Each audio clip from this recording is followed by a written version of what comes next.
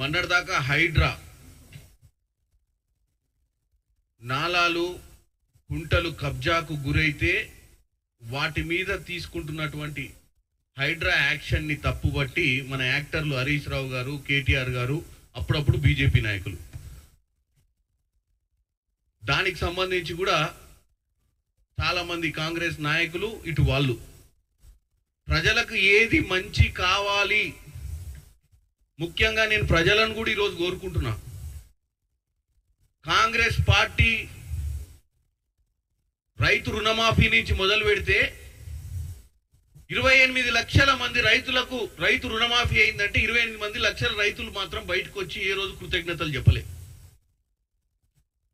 కొన్ని మిస్టేక్స్ ఉండి అర్హులైన రైతులకు ఆధార్ కార్డులలోనో బ్యాంకులలోనో నెంబర్లు లేక ఏదో కొన్ని తప్పిదాలు జరిగితే 5,000 మందో 1,000 మందో 2,000 మందో ఉంటే వాళ్ళందరినీ కూడా బీఆర్ఎస్ పార్టీ ఎతికెతికి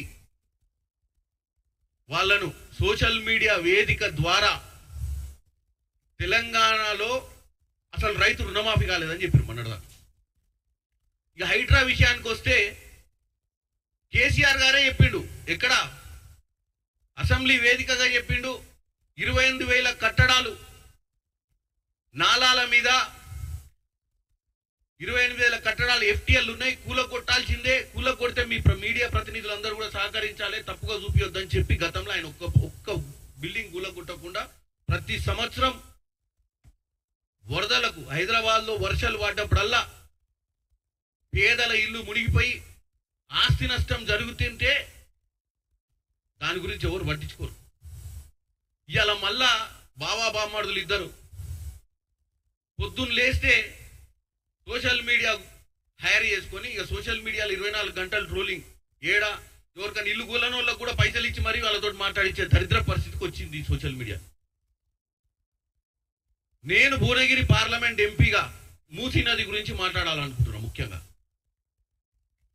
జగదీశ్వర్ రెడ్డి గారు, అక్కడ ఉన్నటువంటి ఆలేరు ఎమ్మెల్యే గొంగిడి సునీత గారు, మన్నటిదాకా పైల శేఖర్ రెడ్డి, ఇంకొక ఆయన ఎవరు నగర్కల్ ఎమ్మెల్యే లింగయ్య, తుంగతుర్తి ఎమ్మెల్యే గాదార్ కిషోర్, బిడ్డ ఖబర్దార్ మీకు చెప్తున్నా, రేపటి నుంచి నల్గొండ జిల్లాల ఉమ్మడి నల్గొండ జిల్లాల ఎక్కడైతే మూసీ నది పారుతుందో, ముఖ్యంగా నేను రైతులకు చెప్తున్నా, ఈ నా కొడుకులు ఎవరు వచ్చినా కట్టేరి చెట్లకు. కొన్ని ఏళ్ల నుంచి మూసీ నది కింద 30,000 ఎకరాలు డైరెక్ట్ గా బోర్ల ద్వారా బావుల ద్వారా ఈ మూసీ నది చేపట్టి వ్యవసాయం చేసుకుంటుంది. ఇంకొక 60,000 ఎకరాలు బోదాన్ పోచంపల్లి, రామన్నపేట, ఒలిగొండ, భువనగిరి, జాజిరెడ్డిగూడెం, మోత్కూరు ఇట్లా చెప్పుకుంటా పోతే తుంగతుర్తి అటుకొస్త దాకా ఈ మూసీ నది అటు ఇటు ప్రాంతాలల్లో వ్యవసాయం చేసుకుంటారు. వాళ్ళ పరిస్థితి ఏందో తెలుసా మీకు? వాళ్ళందరూ వాళ్ళ రోడ్లకు ఎక్కాల్సిన అవసరం ఉంది. ఆ రైతులు నల్గొండ జిల్లా నుంచి వాళ్ళు పండించిన పంట కొనడానికి ఎవరు రెడీగా లేడు. ఈ మురికి నీళ్లు, ఈ పారిశ్రామిక వ్యర్థం వల్ల కలుషితమయ్యే ఈ మూసీ నది నీళ్లల్లా కూరగాయలు పండించినా కొనడానికి ఎవరు రెడీగా లేడు. చేపలు పెరిగినా చేపలు కొనడానికి ఎవరు రెడీగా లేరు. ఒడ్లు వండినా ఒడ్లు కొనడానికి ఎవరు రెడీగా లేరు. అరే 2001 బీజేపీ వాళ్ళు నిన్న ధర్నాలు చేస్తున్నారు సిగ్గు లేకుండా. వాజ్పేయి గవర్నమెంట్ లో 2001 ఈ మూసీ నది పారిశుద్ధ్యం గురించి మాట్లాడి మూసీ నదిని ఆ రోజే దగ్గర 2,096 కోట్ల రూపాయలు శాంక్షన్ అయింది 2001. ఏ పాలకునికి చిత్తశుద్ధి లేదు. ప్రతిసారి ఎవడొచ్చినా ఓట్ల కోసం మేనిఫెస్టోలలో పెట్టాలి, వచ్చిన తర్వాత కూలగొట్టే భయం, కూలగొడితే ఏమన్నా అవుతుందా? అరే ఎట్లా పారిశుద్ధ్యం చేస్తావు? బీజేపీ వాళ్ళు 2001 అప్పుడున్న వాజ్పేయి ప్రధానమంత్రిగా ఉన్నప్పుడే 296 కోట్లు మూసీ నది పారిశుద్ధ్యం కోసం, మూసీ నది ప్రక్షాళన కోసం ఆ రోజు కేటాయించినటువంటి బడ్జెట్.